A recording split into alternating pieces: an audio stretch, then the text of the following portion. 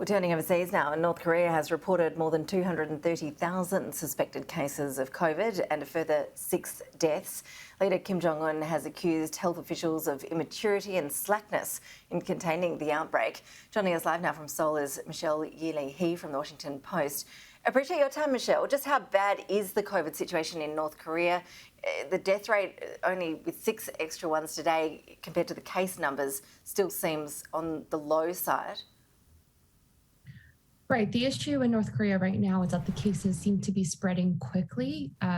Ever since North Korea announced that it has seen its first case of the BA.2 subvariant of Omicron, it's reported now more than 1.7 million suspected cases have spread throughout the country, but the deaths do remain low. It's about 61 deaths in total so far, and the rate is quite below what we have seen BA.2 to what we know of BA.2. However, the real concern in North Korea is just the lack of infrastructure and access to medicine and access to healthcare.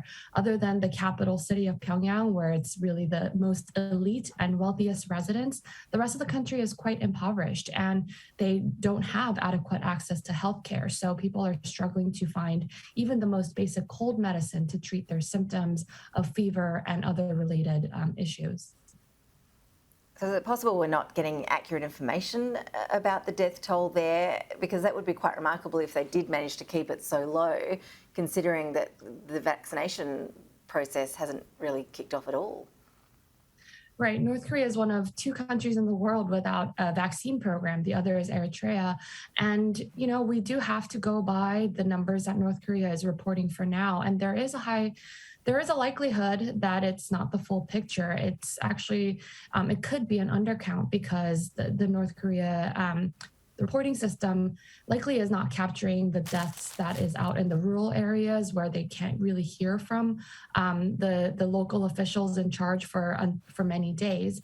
And so without knowing exactly what the communication system is like internally, we can't really trust the numbers that they're telling us. But at least what they're telling us for now does seem to be below the death rate that we know of the BA.2.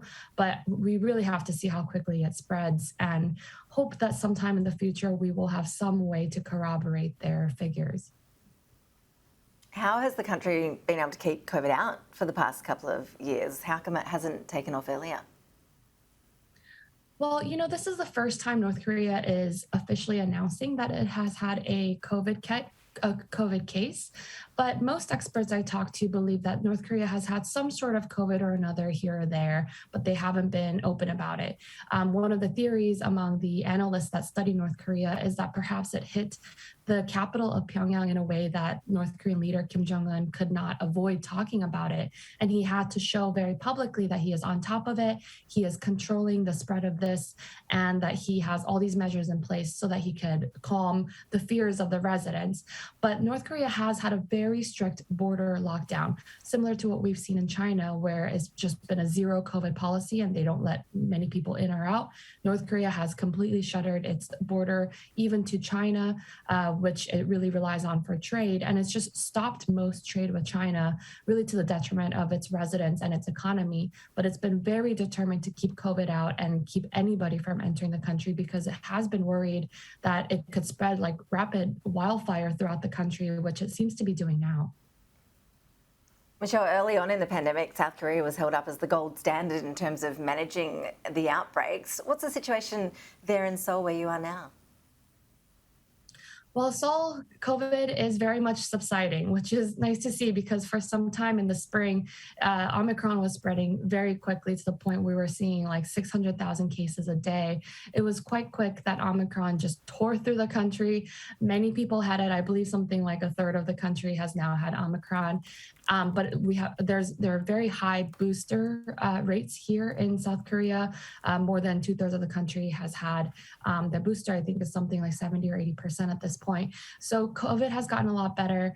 And South Korea has never really had a lockdown here. They've had some limitations on the number of people who could gather.